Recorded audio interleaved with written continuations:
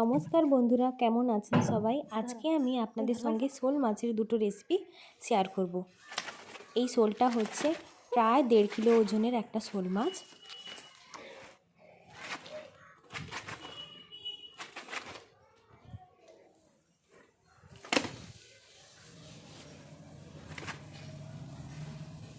তো ভিডিওটি স্কিপ না করে দেখতে থাকুন। আমি শোল মাছের টক এবং পেঁয়াজ শোল রান্না করে আপনাদের সঙ্গে দেখাবো। তো প্রথমে শোল মাছটাকে কেটে নেওয়া হচ্ছে। শোল মাছ কেটে পরিষ্কার করে ধুয়ে নুন হলুদ মাখিয়ে রাখা হলো।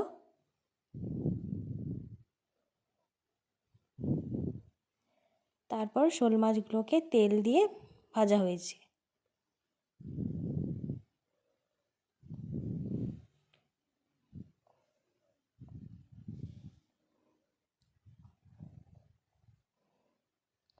মাছগুলো ভেজে রাখা আছে।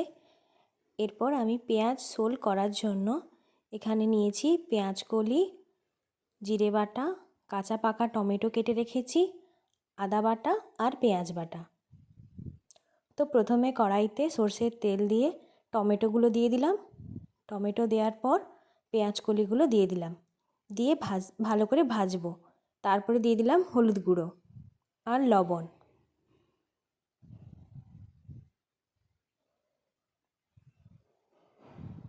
কিছু সময় ভাজার পর আমি ভেজে রাখা শোল মাছগুলো দিয়ে দিলাম, দিয়ে শোল মাছ কষতে থাকবো মশলার সঙ্গে।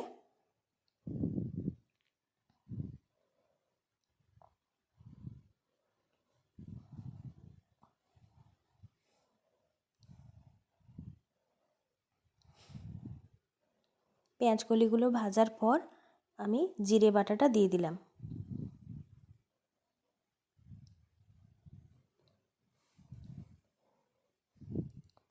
এরপর দিয়ে দিলাম জল।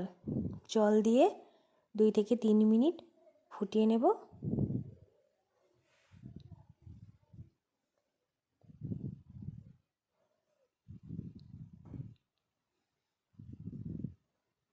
ব্যাস হয়ে গেল পেঁয়াজ শোল। খুবই সাধারণ একটা রান্না, খেতে খুব ভালো লাগে। আচ্ছা, এরপর আমি শোল মাছের টক করব। তো টক করার জন্য প্রথমে আমি একটি পাত্রে আমচুর নিয়েছি 15টা মতন। তারপর বেটে রাখা সর্ষে দিয়ে ভালো করে চটকে চটকে নেব। তারপর দিলাম হলুদ গুঁড়ো আর লবণ দিয়ে ভালো করে চটকে আমচুরের মাড়টা বের করে নেব। এরপর আমি কড়াই চাপিয়ে সর্ষের তেল দিয়ে 2টো শুকনো লঙ্কা দিয়ে দিলাম আর দিলাম 5 ফোড়ন। দিয়ে ওই যে কাঁচটা বের করে রেখেছিলাম আমচুরের, ওটা দিয়ে দিলাম। দিয়ে টক যখন ফুট আসবে তখন ভেজে রাখা মাছগুলো দিয়ে কিছু সময় ফুটিয়ে নিলে হয়ে যাবে আমশোল। শোল মাছ দিয়ে আমচুরের টক। তো কেমন লাগলো রেসিপিটা জানাবেন কমেন্ট করে। আপনারা অবশ্যই এইভাবে টক করবেন, ভালো লাগবে। আগে থেকেই একটি পাত্রে মাখিয়ে নেবেন সব কিছুটা, তাহলে ভালো লাগবে।